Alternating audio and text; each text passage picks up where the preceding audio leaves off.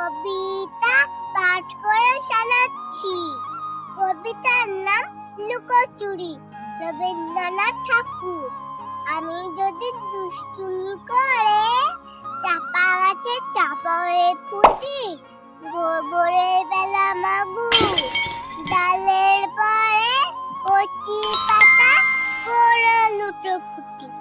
তবে তুমি আমার কাছে হারু, তখন কে মা চিনতে আমায় পারো? তুমি দেখো খোকা কোথায় ওরে, আমি শুধু হাসি চুপটি করে। যখন তুমি থাকবে যে গাই নিয়ে, সবই আমি দেখব নয়ন মেলে। শান্তি করে চাপা তালা দিয়ে আসবে তুমি পিঠেতে চুল ফেলে।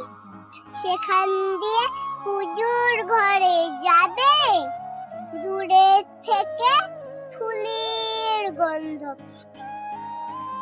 তখন তুমি বুঝতে পারবে না যে তোমার খোকার গায়ের গন্ধ আসে।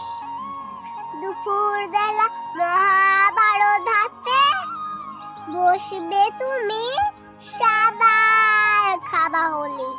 রোদের ছায়া ঘরের জ্বালানাতে পড়বে সে তোমার পিঠে কোলে।